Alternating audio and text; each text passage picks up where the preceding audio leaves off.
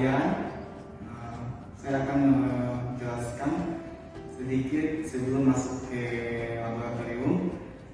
Hal-hal yang harus dilakukan adalah yang pertama, cuci tangan dulu, kemudian memakai perlengkapan APD. Salah satunya adalah yang pertama sepatu, yang kedua adalah jas lab, yang ketiga masker, dan keempat sarung tangan. Fungsi APD itu sendiri adalah untuk melindungi diri, dan kita juga dituntut untuk bekerja secara aseptis. Baik, selanjutnya untuk praktikum mikrobiologi pengenalan alat-alat laboratorium akan dilanjutkan oleh Ibu Widya. Terima kasih. Halo, selamat pagi anak semester 2. Selamat datang di lab biologi Politeknik Toba Ekuator. Hari ini kita praktikum perdana, praktikum virtual, yaitu pengenalan alat-alat di laboratorium mikrobiologi. Tujuan praktikum kita hari ini adalah mahasiswa mengenal bermacam-macam peralatan yang ada di laboratorium mikrobiologi. Kemudian yang kedua, tujuannya adalah mahasiswa mampu mengoperasikan alat-alat yang ada di laboratorium mikrobiologi. Kemudian tujuan yang ketiga adalah mahasiswa mampu menjaga dan merawat alat-alat yang ada di laboratorium mikrobiologi. Nah, alat-alat di laboratorium mikrobiologi ini dapat dikelompokkan menjadi 4 golongan. Yang pertama yaitu alat-alat yang berbahan dasar gelas, kemudian alat-alat non gelas, kemudian alat-alat pemanas, dan alat-alat yang memang khusus untuk laboratorium mikrobiologi. Baik, ini adalah pengelompokan alat yang pertama, yaitu alat-alat yang berbahan dasar gelas. Yang pertama kita kenalan dulu sama ini tabung reaksi. Tabung reaksi ini adalah kapasitasnya bermacam-macam, ini yang 15 mili. Nah, tabung reaksi ini fungsinya adalah untuk menyimpan sampel atau untuk menumbuhkan mikroba. Bisa juga digunakan untuk sebagai wadah sampel untuk kita kalau pengenceran. Biasa kalau mikrobiologi itu identik dengan pengenceran, ya. Kemudian ada satu lagi tabung kecil sekali. Ini namanya tabung Durham. Tabung Durham ini tidak bisa berdiri sendiri, dia berteman dengan ini. Nah, biasanya kalau untuk pengujian yang ingin melihat mikroorganisme yang menghasilkan CO2 atau fermentasi, itu dia dimasukkan ke dalam seperti ini, posisi terbalik. Setelah difermentasi, jika mikroba yang dimaksud mengandung gas CO2, maka dia akan mengapung ke sini, posisinya akan naik mengapung. Tapi kalau tidak positif, itu dia tetap berada di bawah seperti ini. Nah, tabung reaksi ini juga tidak bisa berdiri sendiri, karena dia tidak bisa berdiri sendiri, jadi dia harus dibantu dengan rak. Nah, rak dari tabung reaksi ini ada 2 jenis. Ini ada yang berbahan dasar kayu, ada juga yang rak berbahan dasar logam. Oke, sekian untuk tabung reaksi. Lanjut ke alat berikutnya, yaitu Erlenmeyer. Nah, Erlenmeyer di sini kita punya 3 ukuran, 500, 250 dan 100 mili. Fungsinya sama. Biasanya kita gunakan untuk menempatkan sampel atau aqueous, atau kita menempatkan media. Itu di sini. Kalau kita gunakan untuk menempatkan media atau aqueous, kita butuh alat bantu untuk menutup, yaitu bisa kita gunakan kapas atau aluminium foil. Oke, kemudian alat berikutnya ada beker gelas atau gelas kimia. Nah, gelas kimia kita punya 4 ukuran, ada 1 liter, 500 mili, 250 dan 100. Fungsinya sama. Fungsinya hampir sama dengan Erlenmeyer sebagai wadah untuk menempatkan media sampel atau sebagai untuk menyimpan aquades. Kemudian alat berikutnya kita punya gelas ukur. Kita punya ukuran 100, 50 ml dan 25 ml. Fungsinya sama, yaitu untuk mengukur volume. Kalau kita buat media, biasanya kita butuh alat ukur ini, volume. Jadi misalnya butuh 100 ml, kita gunakan yang 100 ml. Jika butuh yang 50 ml, kita gunakan 50 ml. Begitu juga yang 25 ml. Kemudian alat berikutnya kita punya Petri dish atau biasa disebut dengan cawan Petri. Dia ada 3 ukuran, ada besar, ada sedang, ada kecil. Fungsinya sama, ketiga-tiga ini fungsinya sama, yaitu sebagai untuk menempatkan media. Kalau kita mau isolasi atau inokulasi, medianya kita tanamkan di sini. Cara menggunakannya, jika di dalam sini sudah ada media, kita bukanya pelan-pelan saja, begini. Tidak boleh lebar begini, karena kalau lebar kita takutnya terkontaminasi. Dan juga kalau kita sudah inokulasi, kita sterilisasi begini di dekat lampu spiritus ya, nanti akan kita praktekkan.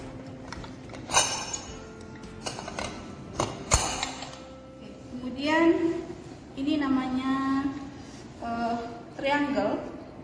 Fungsinya adalah untuk menyebarkan. Misalnya kita punya sampel, kita tanamkan di media, masukkan di sini. Nah, ini untuk meratakan, atau ini biasa juga disebut sebagai batang penyebar. Ya. Cara penggunaannya, kalau kita mau untuk gunakan meratakan medianya, jangan lupa kita panaskan dulu sebentar di bunsen ya. Kemudian ini batang L, sama, batang L fungsinya sama dengan ini, sebagai penyebar atau untuk meratakan. Jadi seperti ini. Misalnya kita punya media di dalam ini, kita ratakan seperti ini. Putar ini. Jadi tujuannya agar sampel yang kita tanam di atas media ini merata, ya. Kemudian di sini kita punya batang pengaduk. Nah, batang pengaduk ini berfungsi untuk mengaduk ya, sama seperti sendok. Jadi kalau kita punya sampel, kita aduk pakai ini, ya. Tapi kalau di atas hot plate, kita ngaduknya tidak pakai ini, tapi pakai magnetic stirrer ya. Kemudian kita punya termometer. Nah, termometer ini yang 110, sini nampak ya, 110 ya Pak Loren ya. Nah, termometer ini ada 2 jenis. Kalau yang ininya berwarna merah, berarti di dalamnya isinya adalah alkohol. Kalau yang warna silver, itu dalamnya adalah air raksa. Kemudian bagian termometer ini adalah ada tali, ada lubang. Nah, fungsi lubang ini biasanya kita masukkan tali. Kalau di dalam kita ingin mengukur satu suhu, contohnya begini, posisi ini tidak boleh menyentuh pantat dari atau bawah dari ini, jadi dia harus menggantung. Nah, caranya adalah kita kasih tali untuk membantu kita untuk pegang. Posisi merah ini gak boleh menyentuh ke bawah ya, jadi harus menggantung tapi menyentuh sampel ya. Nah, kemudian kita punya pipet kolum. Pipet kolum kita punya 3 jenis. Ada yang besar ini ukurannya 25 mili. Kemudian ada yang 10 mili. Ada yang 1 mili. Fungsinya sama, ini untuk mengambil cairan dalam volume tertentu. Misalnya kita mau ambil 30 mili, kita pakai yang 25 mili. Ini yang 10 mili. Ketiga benda ini tidak bisa berdiri sendiri, tidak bisa menyedot cairan tanpa bantuan dari valve atau pipet filler. Nanti kita akan praktekkan bagaimana cara menggunakan pipet volume yang benar. Kemudian selanjutnya kita punya kaca arloji. Kaca arloji kita punya dua ukuran, besar dan kecil. Fungsinya ini adalah untuk kita sebagai alas menimbang sampel. Kalau kita mau membuat media, misalnya menggunakan nutrien agar, kita butuh 2 gram atau 5 gram. Nah, kalau 2 gram kita pakai yang kecil saja, tapi kalau 10 gram sampai 30 gram kita boleh pakai yang besar. Ini kita simpan di atas neraca timbang, kita nolkan, kemudian kita timbangkan medianya. Kemudian alat gelas selanjutnya yang biasa kita gunakan di lab mikrobiologi yaitu ada kaca benda atau kaca preparat. Misalnya ini digunakan kalau kita mau mengamati sampel. Nanti ini yang diletakkan di meja mikroskop ya. Jadi kita punya sampel, letakkan di sini, tapi sebelumnya kita bersihkan dulu. Kita bersihkannya menggunakan alkohol, kita lap dulu menggunakan alkohol, kemudian kita keringkan, letakkan sampel, kemudian dibantu dengan ini cover glass atau kaca penutup. Kaca penutup juga begitu, sebaliknya dicuci juga, kita cuci bersih, kemudian lap, kasih alkohol. Pinggir-pinggirnya kita olesin dengan vaselin, tujuannya biar lengket, tidak bergerak pada saat diletakkan di meja mikroskop. Kemudian kita letakkan seperti ini. Kita letakkan. Ini kan karena tidak diberi vaselin jadi dia bergerak ya. Kalau diberi vaselin dia tidak bergerak. Ini kita letakkan di meja mikroskop, kemudian kita amati. Ini adalah kaca benda ya, atau kaca preparat. Kemudian yang kecil ini cover glass. Gelas. Kemudian kita masuk ke kelompok yang kedua yaitu peralatan non gelas. Peralatan non gelas kita ada lumpeng atau penggerus atau alu ini seperti ini. Dia punya dua ukuran. Sebenarnya ini ada 3, ada yang lebih besar lagi. Nah, ini digunakan untuk menghaluskan sampel. Kalau kita punya sampel yang ukurannya besar, kita haluskan pakai ini. Kalau sedikit kita pakai yang lumpeng ukuran kecil saja. Ini namanya lumpeng keramik atau penggerus. Kemudian kita lanjut ke jarum inokulasi. Dia ada 2 jenis. Jarum ada yang ujungnya tajam seperti ini, biasa disebut dengan tugal. Kemudian ada yang bulat seperti ini, melingkar. Ini digunakan untuk inokulasi. Dia biasanya contohnya gini. Nah, misalnya kalian mau setelah pengenceran mau nanam sampel, ini disterilkan dulu di lampu spiritus sebentar saja di atas api, kemudian kita dingin-dinginkan sebentar seperti ini. Kita celupkan ke dalam sampel yang mau kita tanam, kemudian kita masukkan ke media. Jadi olesnya begini, zigzag, zigzag atau biasanya ada pola. Ada pola, kita bagi seperti 4, dibagi 4 begini, ada pola. Jadi tidak boleh putus polanya, nanti akan terlihat setelah 3 hari atau 24 jam atau berapa 72 jam itu sudah ada hasilnya di sini di media, di tumbuh. Sama juga fungsinya ini sama. Kalau kita mau gunakan jangan lupa sterilkan dulu di atas api, kemudian kita angin-anginkan sebentar, celup di sampel, kita tanam seperti ini. Jadi bukanya dikit saja ya, seperti ini. Oke, gini. Oke. Langsung tutup. Ya. Kemudian kita punya pipet tetes. Ini pipet tetes bahan plastik ukuran 1 mili. Biasanya untuk ambil sampel gitu ya. Nah, ini ada tutup karet. Ini biasanya untuk menutup tabung reaksi. Misalnya kita punya sampel, kita tidak mau sampelnya bereaksi dengan udara, takut terkontaminasi atau apa dan sebagainya, kita tutup pakai ini. Tutupnya seperti ini. Oke, begini ya cara menggunakannya. Oke.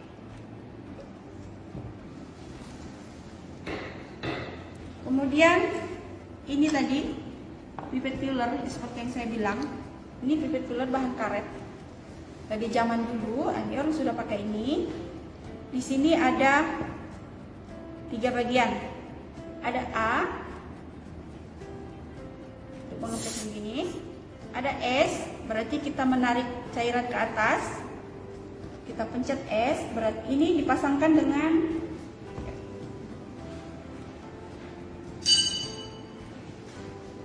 cara menggunakan pipet filler ini adalah kita kempeskan dulu seperti ini. Kita masukkan seperti ini posisinya. Kalau kita mau nyedot cairan, cara pegang yang benar adalah seperti ini. Kita pencet S nanti kita pencet, nanti cairan akan naik. Kemudian kalau kita ingin menurunkan, kita pencet yang tombol E, ya. Posisi harus tegak begini, jangan miring-miring begini. Karena kalau miring-miring begini nanti kita salah baca cairan volume yang ada di dalam. Jadi tegak begini. Kita praktekkan ya.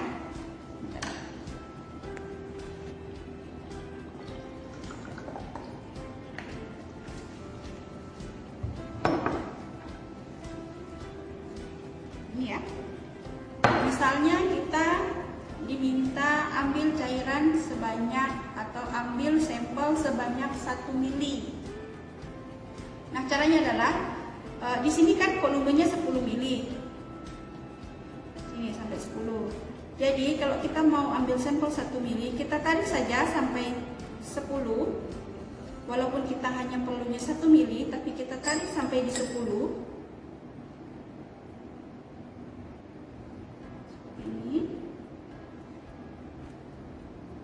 Ini kan lebih nih, kita turunkan dikit. Posisi harus tegak ya. Biasanya cara pembacaannya itu adalah mata kita garis lurus gini ya, dengan ini. Nah, jadi kita turunkan sedikit menggunakan yang kita pencet yang ada tulisan E-nya. Nah, seperti ini. Ini sudah 10 mili. Misalnya kita minta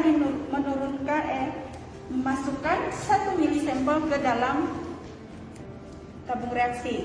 Nah, karena kita bekerja di lab mikrobiologi, kita harus selalu steril. Jangan lupa, kita harus di dekat bunsen. Jika ada bunsen menyala di sini, kita sterilkan dulu seperti ini, begini. Kemudian kita turunkan 1 mili. Seperti ini. Oke. Berkurang ya 1 mili di sini. Ya, gitu ya. Kemudian cara menggunakan ini juga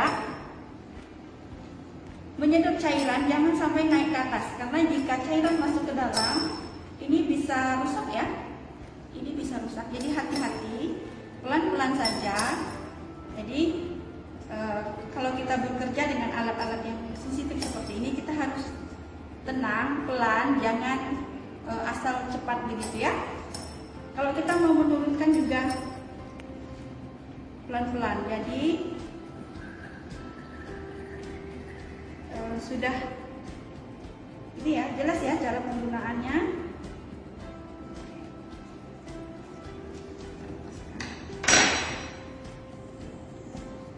Kemudian kita masuk ke alat kedua, pipet pump, sama dengan ini tadi, fungsinya untuk mengisap cairan naik ke atas. Ini hanya untuk pipet yang 10 mili. Jadi caranya sama, kita masukkan seperti ini dalam, kemudian kita tarik ini, tombol ini kita tarik ke atas.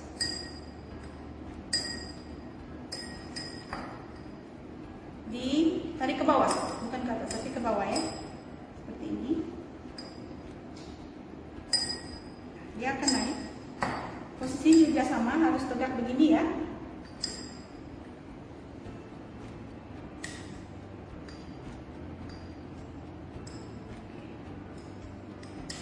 Kemudian kita turunkannya juga sama. Turunkannya kita putar ke atas.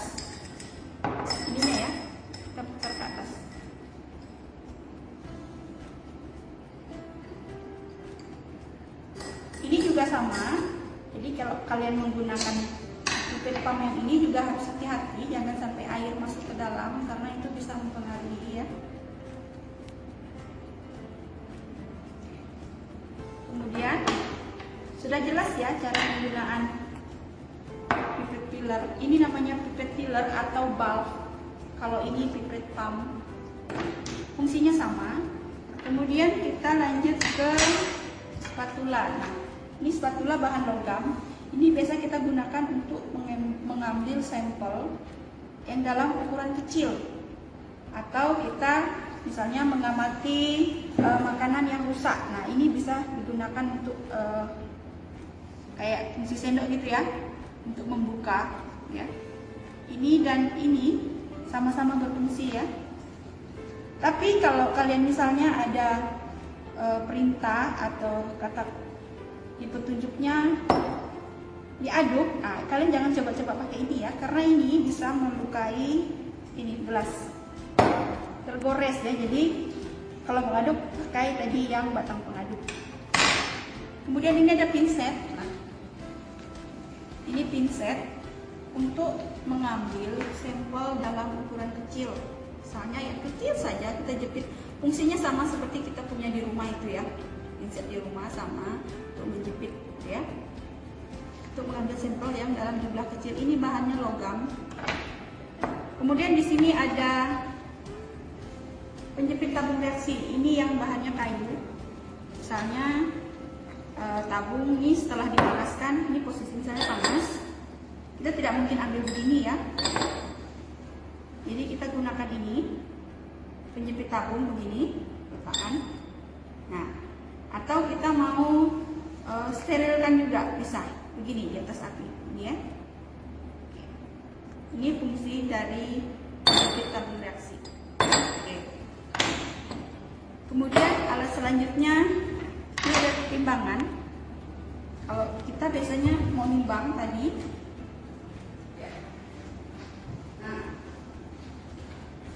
misalnya kita menimbang, kita nyalakan dulu timbangan. Kalau kita sampel yang mau kita timbang itu misalnya 10 gram kita gunakan yang kita nyalakan 0 dulu. Kemudian kita letakkan, ini tadi kaca arloji. Kemudian kita nolkan dulu, baru kita masukkan sampel yang mau kita timbang. Pakai ini tadi, sampelnya kita masukkan ke sini ya.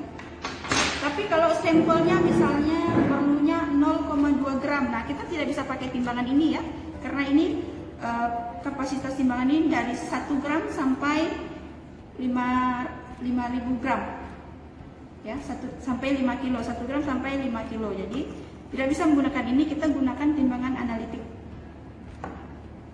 Oke, kalau sudah selesai kita matikan. Nah, dan juga kita di praktek itu tidak bisa lepas dari ini ada masker, ada sarung tangan ya. Ini masker, ini sarung tangan, ini kapas, kemudian tisu juga, kemudian kertas. Nah, fungsi kertas ini tuh apa sih?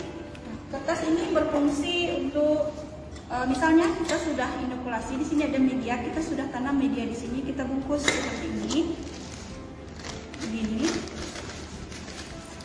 bungkusnya seperti ini ya. Kemudian kalau kita mau inkubasi di suhu ruangan, kita posisinya terbalik seperti ini. Seperti ini kita balik, ya kan, jadi posisinya begini ya.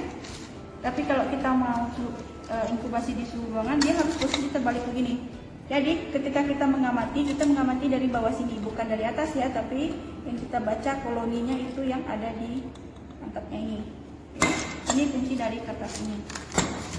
Nah, kalau kapas ini berfungsi untuk menutup, bisa untuk menutup tabung reaksi selain pakai karet tadi, atau untuk menutup mulut termometer ini. Misalnya kita punya media, kita mau tutup, nah sini pakai kapas, gulung masuk sini, atau pakai aluminium foil ya.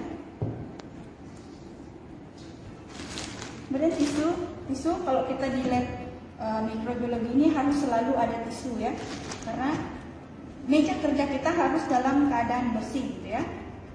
Oke, sekian untuk yang alat-alat non gelas. Sekarang kita lanjut ke kelompok alat pemanas.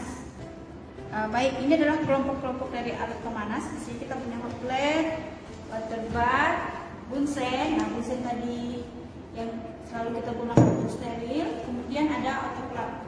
Sekarang kita mulai kenalan dulu dengan ini hot plate.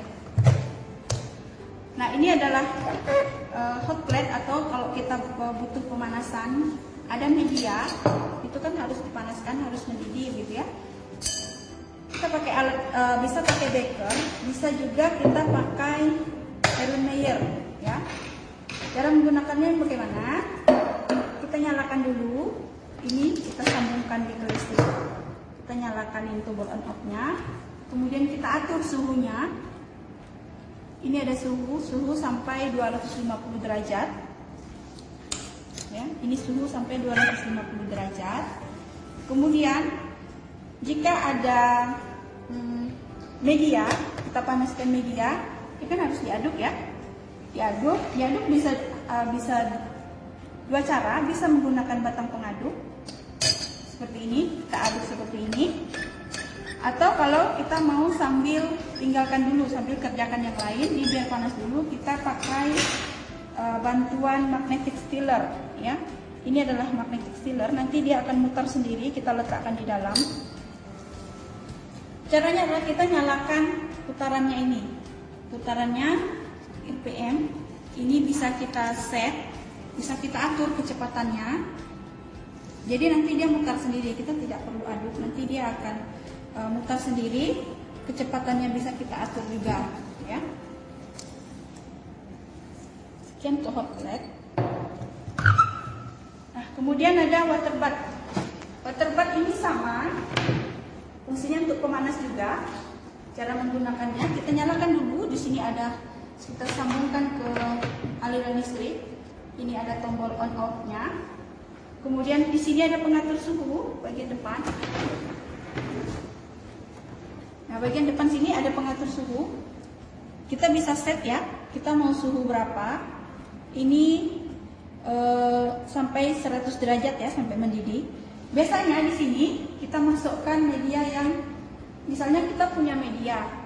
Biasanya media itu kalau contohnya yang biasa kita gunakan itu adalah nutrien agar atau dextrose agar di dalam posisi dalam Erlenmeyer seperti ini. Kalau dibiarkan di udara terbuka segini, dia sifatnya seperti agar-agar, mengental ya. Tapi kalau kita letakkan di dalam, nah ini diisi air, kita kasih suhu, misalnya kita hanya ingin agar media di dalam ini tuh selalu cair, kita letakkan saja, rendam saja, jadi dia akan selalu hangat, jadi dia tidak mengental. Jadi begitu kita akan gunakan itu, dia tidak ini ya. Jadi dia siap pakai, sudah cair biasanya. Ini media, kita mau inokulasi, kita masukkan medianya ke dalam petri dish, kemudian kita diamkan. Jadi media di dalam sini itu tidak boleh membeku ya, tidak boleh sampai membeku. Jadi dia harus direndam di dalam water bath seperti ini, yang kondisi airnya hangat. Kondisi air hangat ini membuat media ini tidak membeku gitu ya. Oke, sekarang ini ada yang Campus Spiritus atau bunsen. Nah, seperti tadi saya bilang, bunsen ini tuh kalau kita mau inokulasi itu harus selalu menyala posisinya. Jadi setiap kali kita menggunakan alat ini harus disterilkan seperti ini. Atau setiap kali kita mau nuang bahan nih, nuang media, dia harus di dekat bunsen. Ini harus kita sterilkan seperti ini dulu. Kemudian di dalam ini kita ibaratkan ada media begitu, kita sterilkan begini, baru kita curahkan di dekat api gitu ya, begini gitu ya. Tujuannya itu apa? Kita mau semuanya dalam kondisi steril agar tidak ada kontaminasi gitu ya. Nah, cara mematikannya itu, bunsen ini cara mematikannya tidak boleh ditiup ya. Kalau ditiup dia akan apinya akan naik ke atas gitu. Jadi caranya adalah kita langsung tutup saja begini, dia akan langsung mati. Ini tidak boleh ditiup. Dan juga misalnya punya kelompok teman yang lain, bunsennya mati, misalnya mau minta api, itu nggak boleh begini ya. Misalnya ini bunsen begini, itu nggak boleh ya, bisa menimbulkan ledakan. Jadi Kalau bunsennya mati berarti harus menggunakan pematik ya. Cara mematikannya tinggal seperti ini. Ya, sekian untuk bunsen. Kemudian kita lanjut alat pemanas berikutnya yaitu otoprak. Ini otoprak fungsinya adalah untuk sterilisasi basah. Nah, prinsip kerjanya ini menggunakan uap dan tekanan tinggi, gitu ya. Ini kita bisa, ini bagian-bagiannya, ini adalah kartu pengunci. Jadi kalau bahan-bahan yang kita misalnya kita mau praktikum mikrobiologi nih, kita mau sterilkan dulu semua alat-alat kita. Alat-alat yang akan kita gunakan kita masukkan ke dalam sini. Dia ini seperti dandang ya, seperti dandang pupuknya juga ada, kita masukkan air di dalamnya. Nah, seperti tadi saya bilang yaitu prinsip kerjanya menggunakan uap dan tekanan. Jadi kalau semua alat sudah masuk, ini kita kunci semua. Posisi ini adalah tutup, ini adalah knob untuk buang uap atau tekanan di dalam. Kalau dia sedang beroperasi, posisinya harus seperti ini. Kemudian ini ada seperti kompas gitu untuk kita membaca. Ini tekanannya, sini kita bisa lihat Fahrenheit ya. Tekanannya sampai minimal sampai di sini ya 15. Tidak boleh sampai di merah. Kalau sudah sampai merah itu berarti tekanan di dalam ini sudah cukup kuat. Nah, itu bisa meledak ya. Jadi ini hati-hati. Cukup sampai di 10 atau 15 itu paling inilah ya. Paling maksimal lah. Kalau sudah sampai di garis merah, nah itu hati-hati ya. Itu sudah peringatan takutnya karena di dalam sini adalah dia pakai tekanan tinggi, uapnya bertekanan tinggi, ini bisa meledak ya, gedung bisa hancur. Jadi kalau kita mau membukanya, kita keluarkan dulu sedikit-sedikit uap dari sini. Nah, kalau kita keluarkan uap dari sini, itu suaranya cukup berisik ya, karena tekanan uap di dalam itu keluar. Kemudian baru pelan-pelan kita buka ini. Pelan-pelan kita buka satu persatu kalau sudah keluar semua dari sini. Kalian tidak boleh membuka dulu karena nanti bisa gitu ya, bisa meledak gitu ya. Nah, ini alat pemanas yang namanya otoprak untuk sterilisasi basah. Ada satu lagi alat pemanas itu untuk sterilisasi kering, yaitu oven.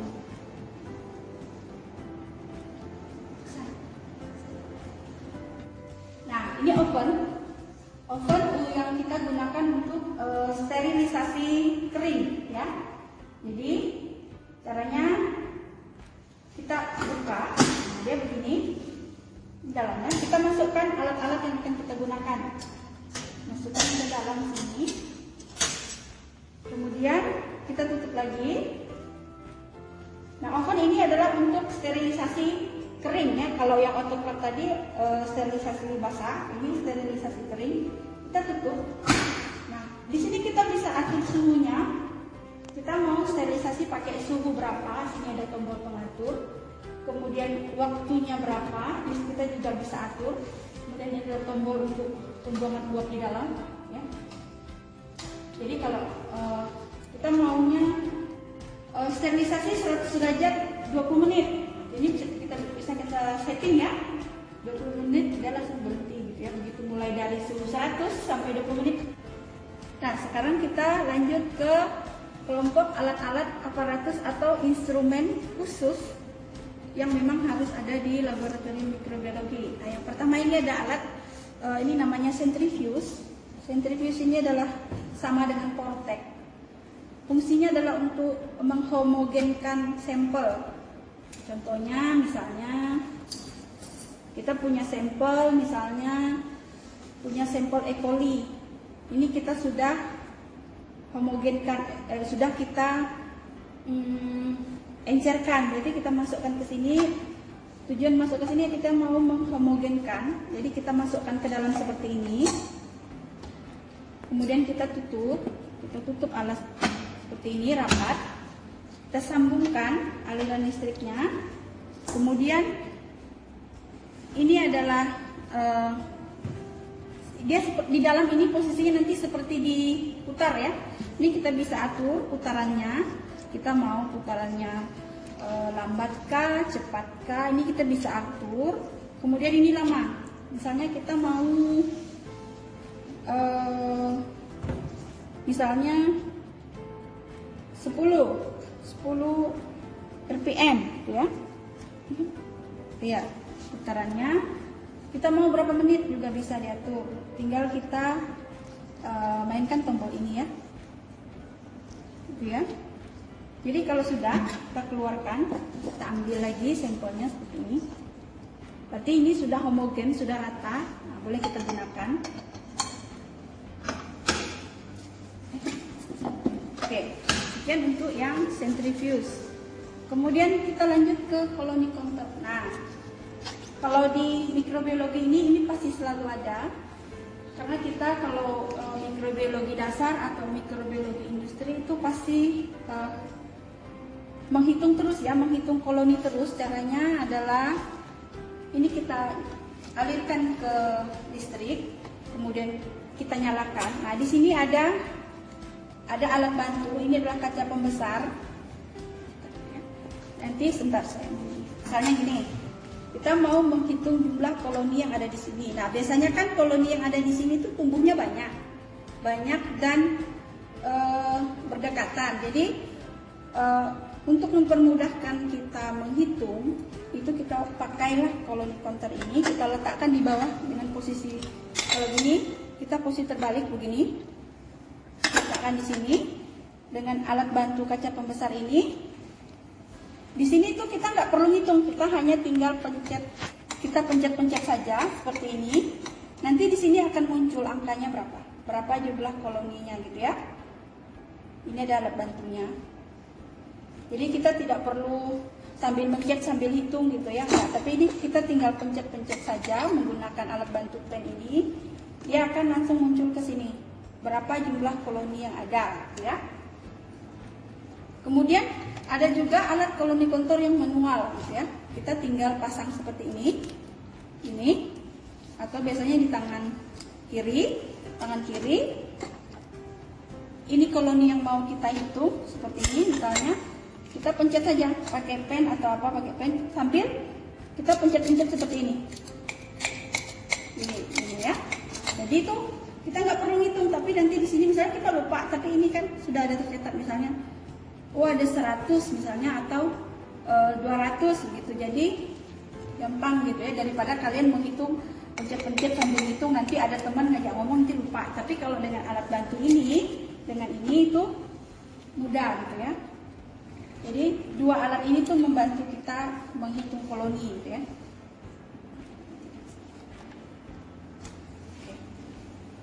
Nah, kemudian alat berikutnya yang memang selalu ada di laboratorium biologi itu mikroskop. Kita punya dua jenis mikroskop, ada mikroskop binokuler. Nah, ini bisa melihat bakteri atau jamur dalam ukuran yang sangat kecil, ya. Ini sama juga dicolokkan ke listrik. Di sini ada pengatur untuk melihat halus, kasar. Kemudian di sini ini mejanya, ini meja mikroskop. Jadi kalian letakkan di sini preparat di sini, seperti ini. Kalian letakkan seperti ini. Nah, kalian tinggal mengamati. Pakai perbesaran berapa, mau lihatnya secara kasarkah, secara haluskah. Kemudian di sini ada tombol untuk lampunya mau kita terangkan atau mau kita redupkan di sini. Di sini ada pengaturnya. Kemudian ini untuk memaju mundurkan. Misalnya kita mau lihat kiri kanan. Nah, ini yang paling bawah ini untuk menggeser ini. Mau lihat kiri, kanan, samping gitu ya. Kalau melihat atas bawah berarti kita putar yang ini. Nah, ini dia berputar ya.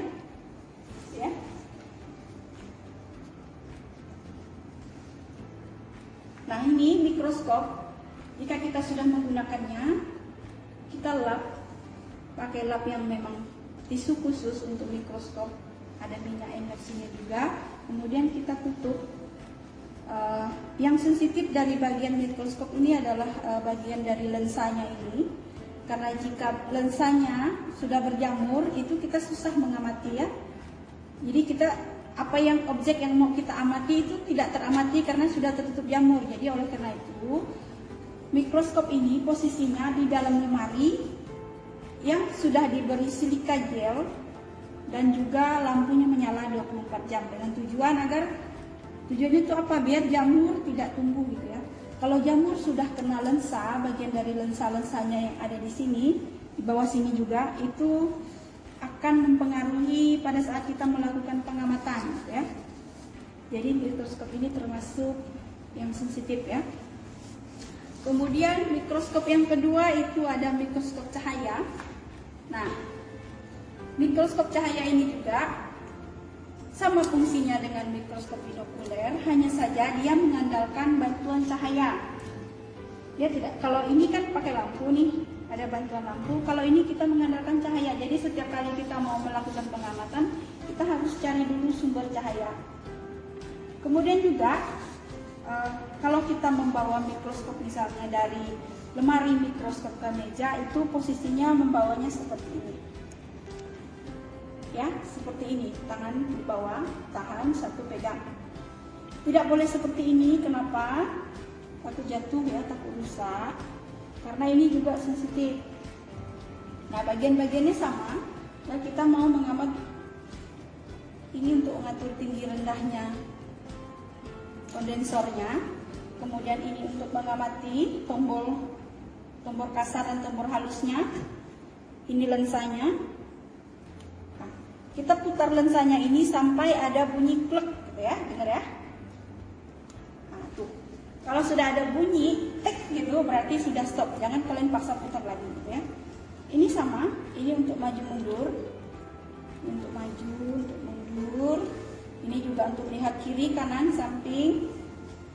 Sama juga ini misalnya kaca benda, ini sudah ada sampel di sini, kita letakkan, kita jepit seperti ini gitu ya.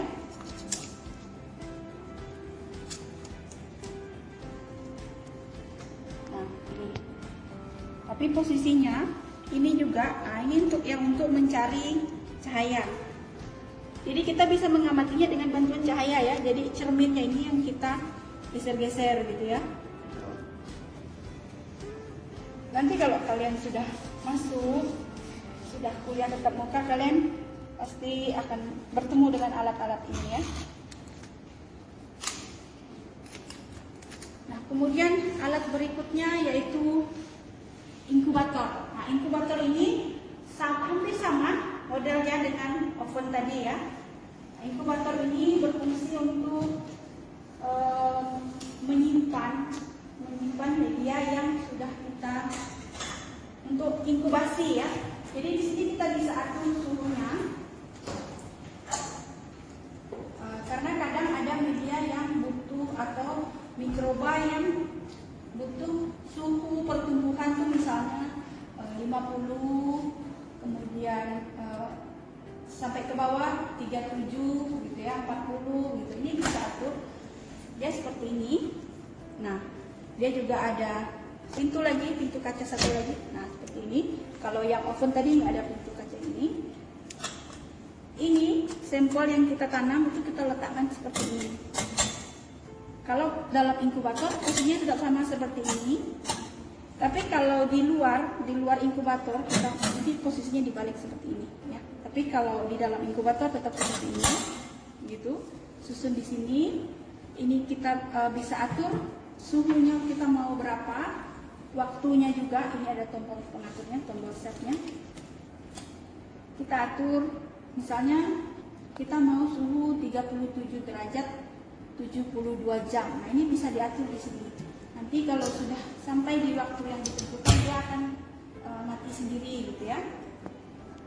Sama juga setelah dari sini akan ke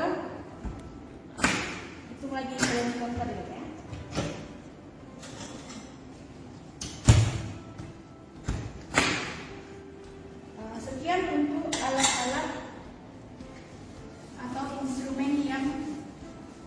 khusus ada di laboratorium mikrobiologi. Nah, sekian untuk pertemuan praktikum kali ini.